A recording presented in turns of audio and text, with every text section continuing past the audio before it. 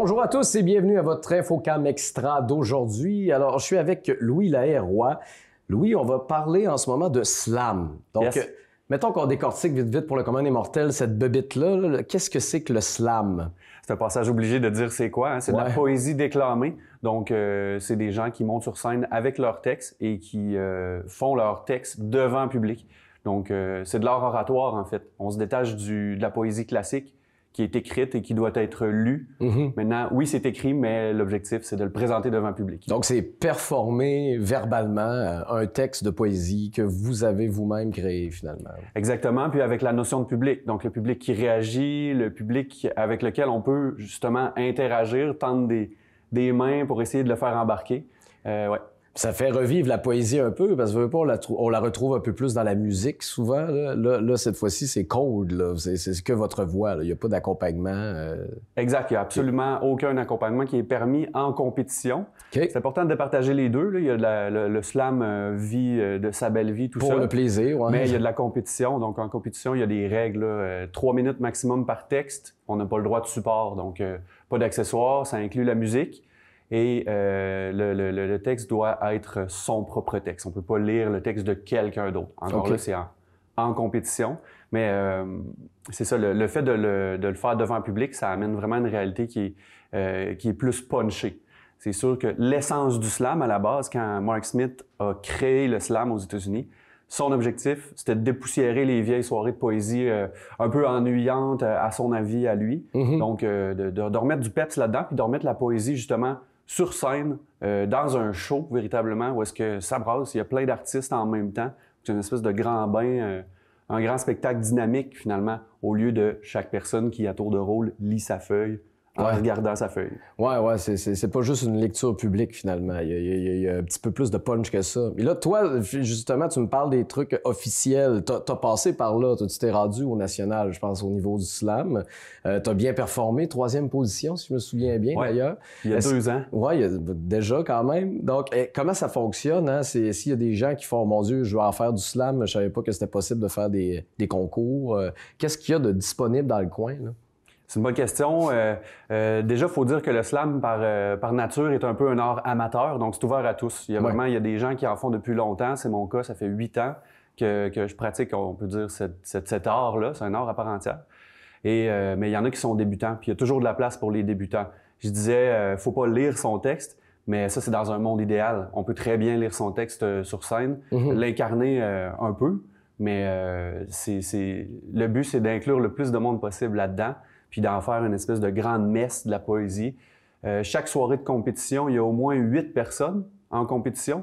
Donc, ça fait que ça roule. Quand tu es dans le public, là, tu vois différents visages, différentes voix qui se succèdent. C'est agréable à regarder. Ouais. Pour en avoir vu un juste à 2 là, récemment, c'est dynamique au bout. Là. Puis, oui, c'est ça. Fait que ça roule. Puis, pour ma part, j'ai participé à la base, c'est le slam en compétition qui m'a amené vers le slam.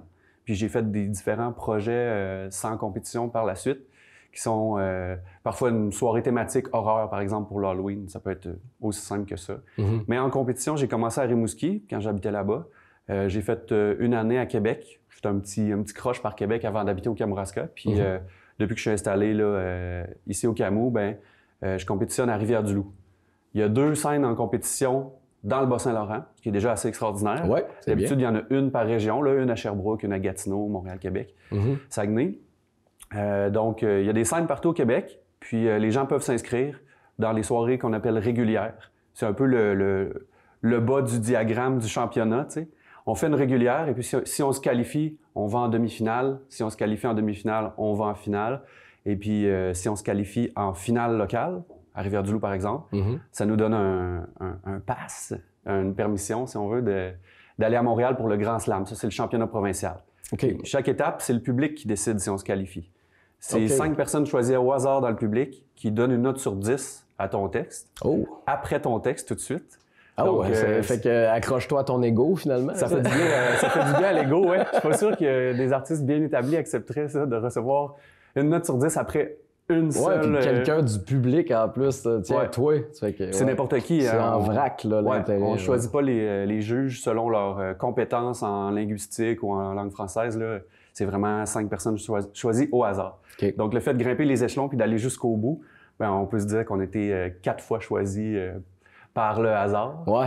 Donc, c'est spécial. Ouais, ça demande une bonne dose d'humilité parce que le père fondateur du slam au Québec, Ivy, lui-même dit le meilleur gagne jamais. Le meilleur qui est très subjectif.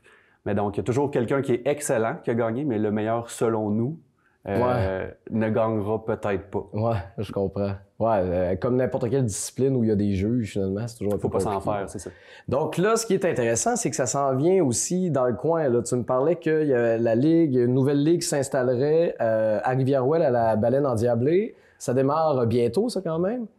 C'est bientôt. C'est plus ou moins ça, Benoît. C'est en fait la Ligue de Rivière-du-Loup. On la sort de ses souliers loup-perivois, puis on l'amène à Rivière-Ouelle. Ça va être le 25 avril prochain, à la Baleine Endiablée. Pourquoi à la Baleine? C'est parce qu'eux, depuis octobre dernier, ils hébergent des micros ouverts. Donc, c'est une belle vitrine pour du slam sans l'aspect compétitif. Donc là, vraiment, tout le monde peut s'essayer. Il n'y a pas le stress de la compétition. Et ça donne lieu aussi à des artistes qui vont prendre le piano, qui vont venir jouer de la guitare. Dans un micro ouvert, là, c'est vraiment...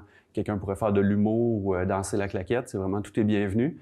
Puis ça fait quand même un moment là, qu'on a parti ça à Rivière-Ouelle. En fait, c'est Camille puis Jérémy de la Baleine qui ont décidé de porter ça. Puis ils nous ont embarqués, là, je dis nous, je pense à Julie Carmel, à Thibaut Monnet qui slame ici dans la région aussi. Donc, on se bricole une petite gang là, à chaque fois qui grossit, qui fait des petits. Puis là, on s'est dit, on va essayer de faire une vraie soirée de compétition. Avec des entrées, avec des billets, toute l'organisation que ça implique pour justement aller chercher la Ligue à Rivière-du-Loup, l'amener un petit peu plus loin. On pense que ça peut aider là, de venir recruter dans le coin. Puis des gens qui pourraient trouver que Rivière-du-Loup pour une soirée de slam, pour s'essayer, sont hésitants, bien, ils vont pas aller jusqu'à Rivière-du-Loup. Ouais, non, j'avoue. Ouais. Puis là, on tire un peu dans l'îlet aussi. Oui, effectivement. Donc, on va essayer d'aller chercher du public. Donc là, ce soir-là, si des gens écoutent ça, se disent moi, j'en ai des textes, moi, je serais capable », c'est possible encore là, pour les gens qui vont y aller ou est-ce que c'est déjà déterminé qui passe? C'est déjà pas mal déterminé. Peut-être qu'il va rester quelques places. Ça va être d'écrire à Slam Rivière-du-Loup. Ils ont une page Facebook. Donc, de manière générale, là, pour suivre les activités, Slam Rivière-du-Loup va publier tous les événements en lien avec ce qui se passe pour le slam. Je crois que c'est complet. Ou ça va l'être là, dans les prochains jours. Donc, mais c'est un premier essai. Donc, s'il y en a qui s'y intéressent, qui aimeraient s'essayer, bien, venez en tant que spectateur, vous allez voir c'est quoi. Et puis... Puis plus qu'il y a de gens dans la salle, plus qu'il y a de chances que l'événement revienne, on s'entend. Exactement. Donc, si on réussit à le faire revenir, ou des fois, ça va être peut-être d'ajouter une soirée de compétition, parce que là, Rivière-du-Loup, depuis qu'il est dans la Ligue québécoise, a toujours 4 régulières. C'est le minimum. Mais on pourrait en ajouter, en avoir 5, en avoir 6. Donc, s'il y avait plus de participants à un moment donné. C'est un peu l'idée là, ultime, de la faire grossir un peu cette ligue-là en tirant la couverture de notre côté. Bon, ben le message est lâché. Hein? Avis à tous. Si vous avez le slammer en vous, ça va se passer à la Baleine le 25 avril. Exact.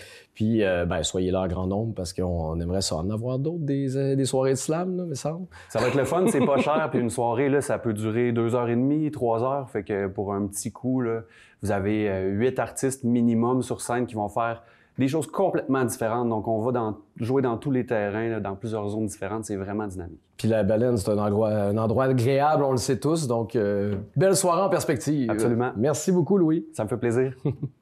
Je suis maintenant avec Catherine Langlois. Catherine, on va parler aujourd'hui de l'inventaire des bâtiments patrimoniaux. Donc, ça a bougé là-dedans, là, dans le coin, si je comprends bien. Effectivement, en 2019, la MRC de Kamouraska a été chercher en fait un spécialiste qui fait des inventaires, ça existe, et on a été accompagnés pour faire cette démarche-là. Au final, il y a eu à peu près 1170 bâtiments qui ont été répertoriés dans l'inventaire.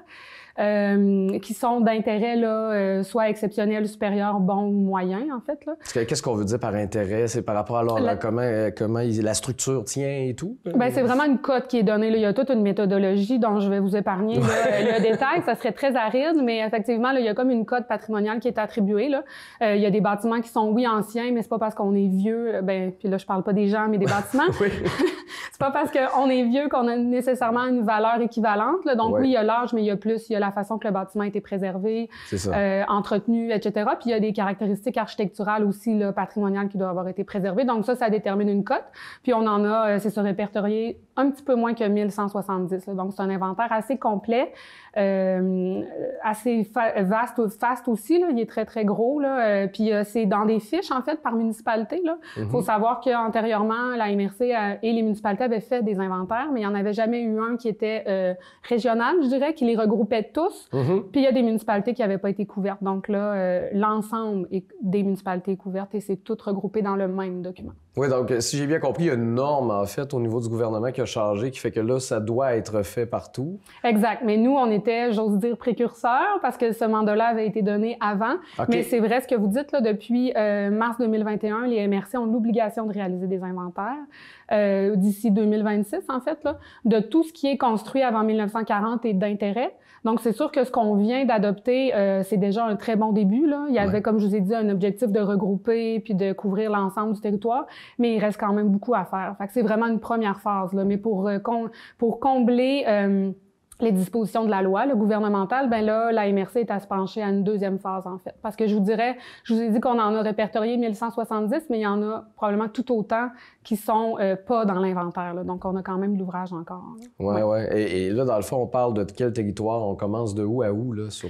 Ben, c'est les 17 municipalités du Kamouraska. Donc, je sais pas si vous voulez que je vous les énumère, non, ça va. Je connais bien ma géographie. On parle de 17 municipalités, ben, quand même. De la Pocatière à Saint-Alex, là, puis tu sais, tout est... Saint-Alexandre de Kamouraska, pardon, puis tout est vraiment couvert, là, vraiment, là, les 17, ouais. Et là, on fait ça pourquoi, au final?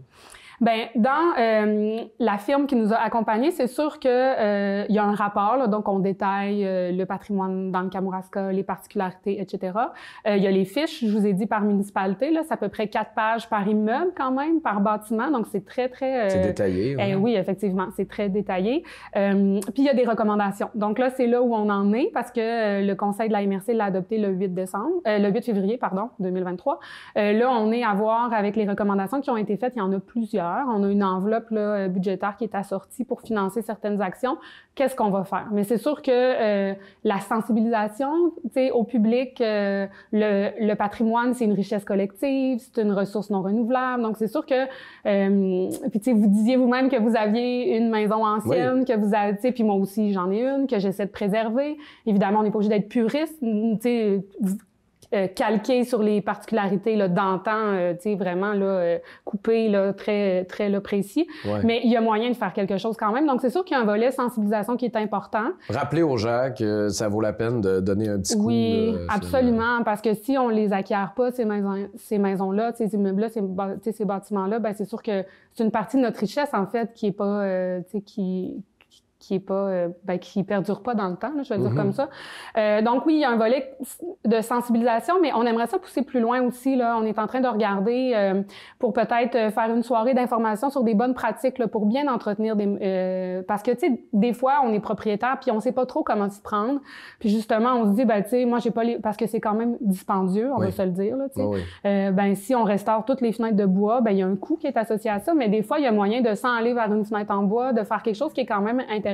Qui visuellement fait comme si aussi. Oui, là, exactement. Ça. Puis qui pourrait faire en sorte que ça, pas de dédramatise, mais que ça assouplisse, en fait, puis que le propriétaire se dise, ben mon Dieu, tu sais, je peux quand même me le permettre, je peux faire ce petit effort-là de plus pour garder le cachet de ma maison.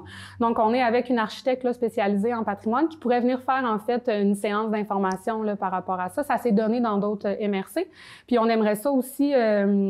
Il y a des comités consultatifs en urbanisme dans les municipalités, en fait, là, qui veillent à des fois recevoir, analyser des demandes en lien avec de la rénovation dans des règlements de PIA. Là, c'est un petit peu complexe, mais donc souvent, c'est des bénévoles, c'est des citoyens avec des élus. Donc, on aimerait ça faire un document pour les outiller à prendre des fois des bonnes décisions, ou faire des bonnes recommandations là, aux conseils municipaux pour soutenir des fois des demandes de rénovation, de restauration. Fait qu'on est vraiment là-dedans, là, tu sais.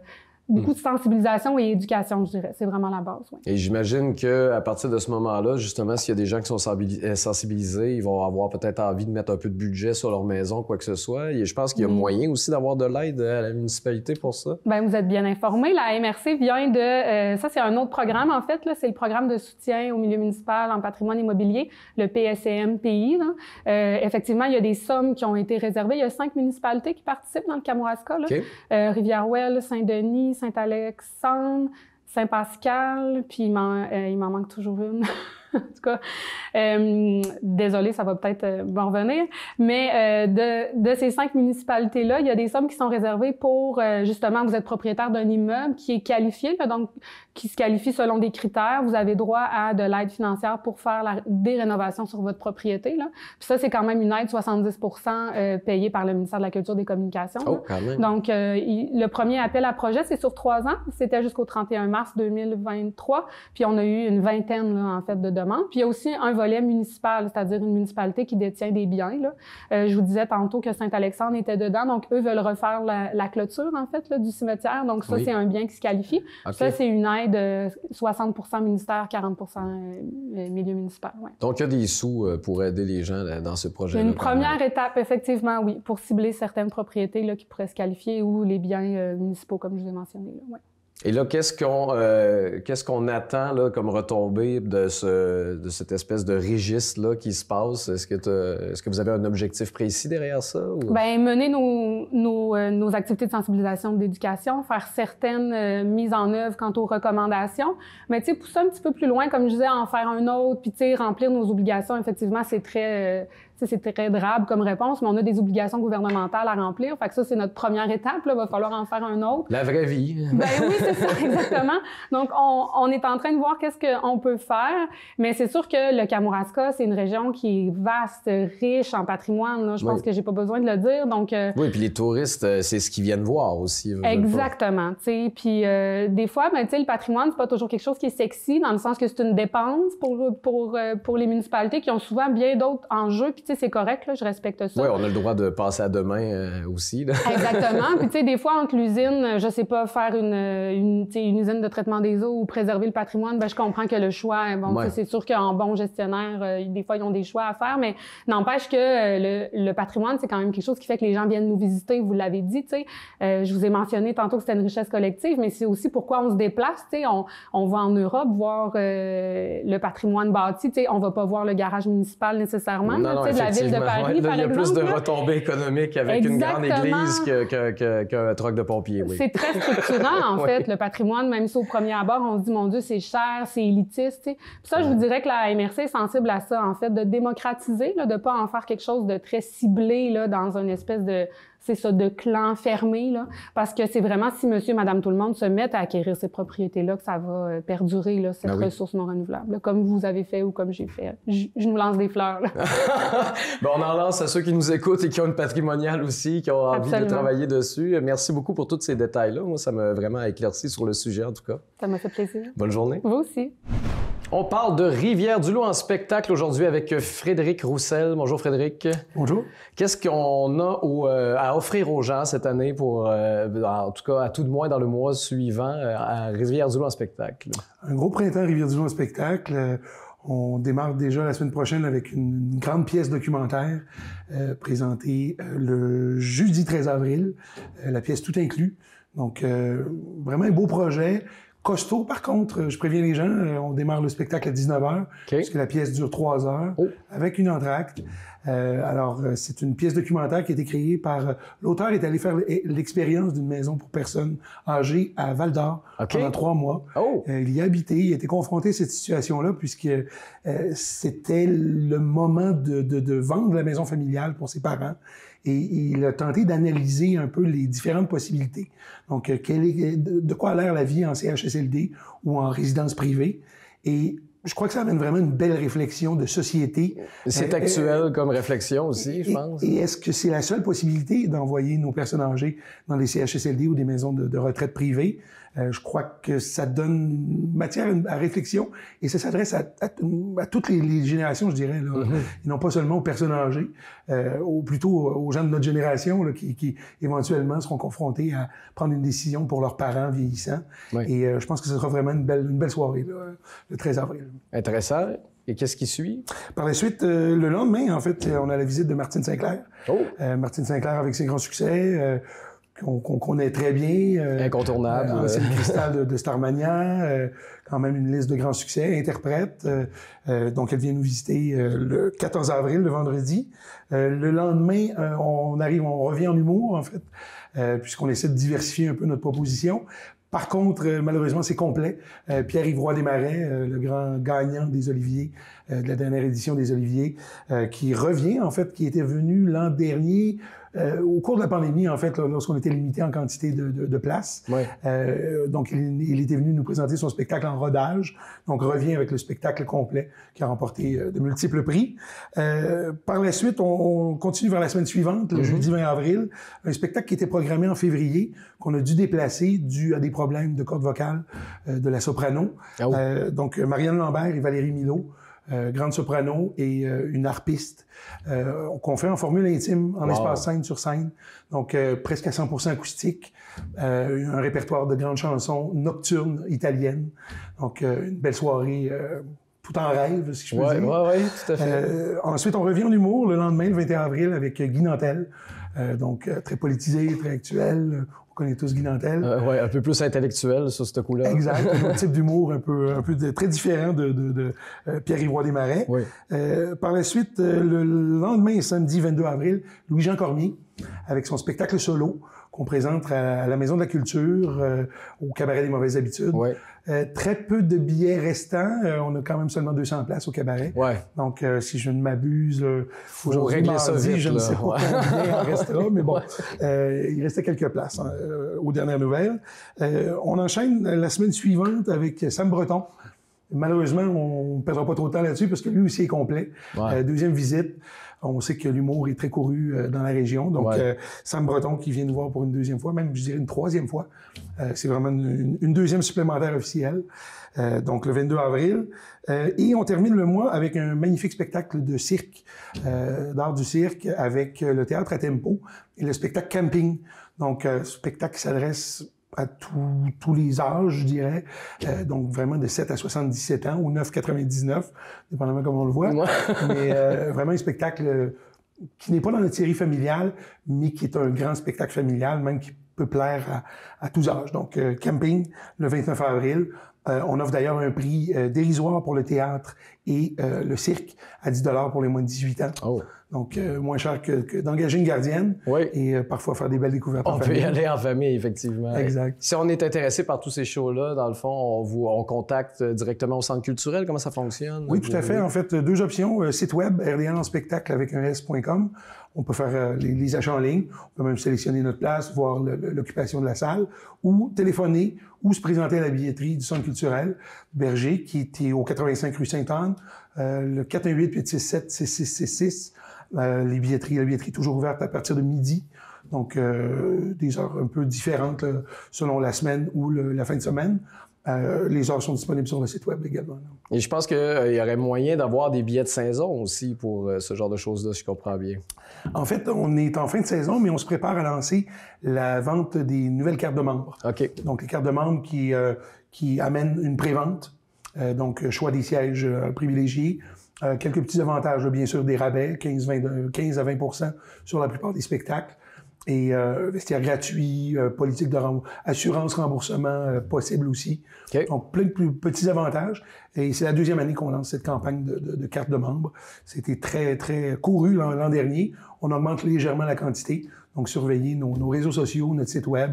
Nous allons annoncer la mise en vente de ces cartes-là très bientôt, au courant du mois d'avril. Et là, lorsqu'on vient prendre une carte de membre, on n'a aucune idée des spectacles qui s'en viennent ou c'est déjà choisi, moitié booké? En fait, tout est pas mal en place. Il nous reste un peu de programmation fignolée pour 23-24. Okay. Mais non, officiellement, on fera la mise en vente de l'automne un peu plus tard, plutôt au mois de mai. Oui. Et la mise en vente de la saison hiver-printemps, ça ira plutôt au mois d'août.